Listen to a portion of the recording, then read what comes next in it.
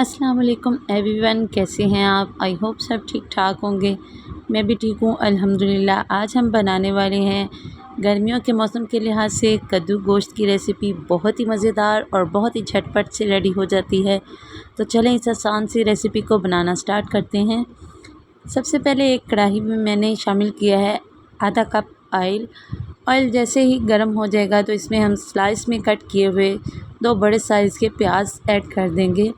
پیاز ایڈ کرنے کے بعد ہم ان کو 4 سے 5 منٹ کے لیے اچھی طرح فرائی کریں گے، یا تب تک فرائی کریں گے جب تک پیاز کا کلر چینج نہیں ہو جاتا۔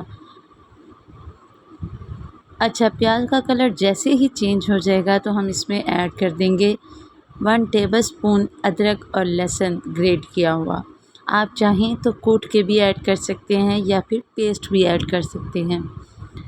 اچھا، لہسن اور ادرک ایڈ کرنے کے بعد اس کو بھی ہم اس کے ساتھ 4 سے 5 منٹ فرائی کر لیں گے، یا تب تک جب تک اس کی ایک ٹپیکل سی اسمیل دور نہیں ہو جائے گی، تب تک فرائی کریں گے۔ اچھا جی، ادرک اور لہسن بھی ساتھ میں اچھی طرح فرائی ہو رہا ہے۔ اس کے ساتھ ساتھ ہی اگر ویڈیو آپ کو ذرا سے بھی اچھی لگ رہی ہو تو لائک، شیئر اور سبسکرائب ضرور کیجیے گا۔ اور ساتھ ہی میں نے اس میں 2 بڑے سائز کے ٹماٹر اس طرح سلائس میں کٹ کر کے ایڈ کر دیے ہیں۔ ٹماٹر ایڈ کرنے کے ساتھ ہی اب ہم اس میں کچھ اسپائسز ایڈ کریں گے۔ اسپائسز میں اس میں 1 T spoon chilli flakes add کر رہی ہوں، یعنی کہ کٹی ہوئی لال مرچ، 1 ٹی اسپون ہی چلی پاؤڈر، اور نمک آپ اپنے ٹیسٹ کے حساب سے ایڈ کر سکتے ہیں، اور 2 چٹکی کے برابر ہلدی۔ بس یہی چند بیسک سے مسالے اس پوائنٹ پہ ایڈ کریں گے اور ان کو 3 سے 4 منٹ کے لیے اچھی طرح بھون لیں گے۔ گرم مسالہ اور کالی مرچ وغیرہ ہم اینڈ میں شامل کریں گے۔ گرم مسالہ اور کالی مرچ پہلے شامل کرنے سے اس کا سالن کا کلر کالا پڑ جاتا ہے، اسی لیے وہ اینڈ پہ ہی شامل کیے جاتے ہیں۔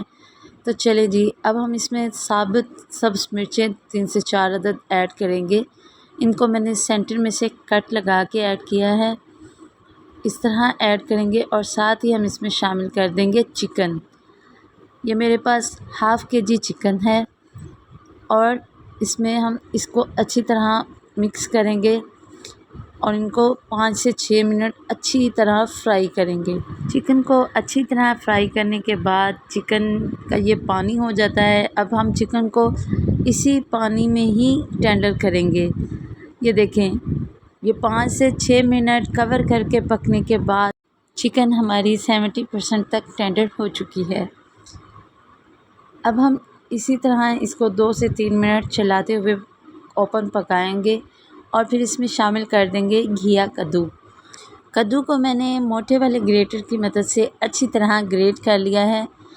اس طرح کدو کش کرنے سے یہ بہت جلدی گل بھی جاتا ہے اور بچے بہت شوق سے کھاتے ہیں، اور یہ چکن میں گریوی کا کام بھی کرے گا اور بہت ہی مزیدار ڈیلیشیس سی ریسیپی بن کے ریڈی ہوگی۔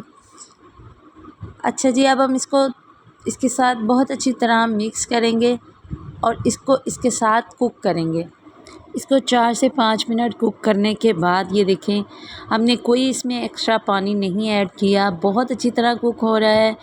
مزید ہم اس کو 3 سے 4 منٹ اس طرح اوپن پکانے کے بعد یہ دیکھیں اس طرح سیٹ کریں گے، اور اس کو لیڈ لگا کے 5 سے 10 منٹ کے لیے اچھی طرح کے لیے کوک ہونے کے لیے چھوڑ دیں گے۔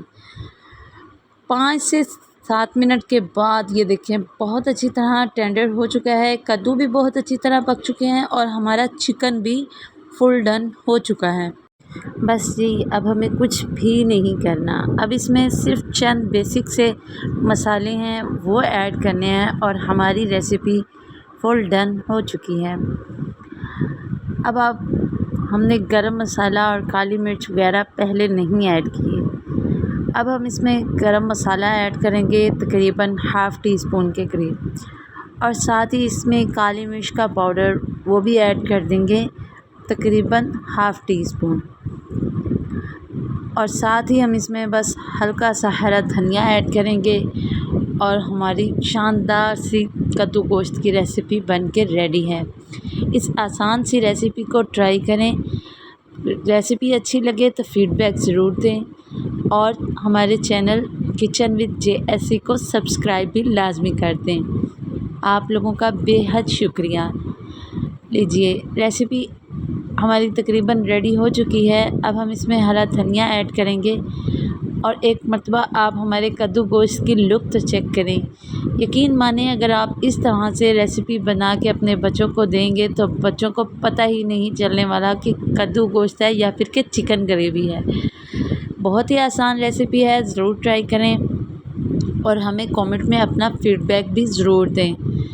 اب میں اس کو آپ کو پلیٹ آؤٹ کر کے دکھاتی ہوں۔ تو یہ ہے ہماری آج کی ریسیپی۔ امید ہے آپ کو اچھی لگی ہوگی۔ اگر اچھی لگی ہے تو اسے لائک، شیئر اور سبسکرائب ضرور کیجیے گا۔ دعاؤں میں یاد رکھے گا۔ ملیں گے انشاءاللہ کل ایک نئی ریسیپی کے ساتھ۔ تب تک کے لیے مجھے دیجیے اجازت۔ اللہ حافظ۔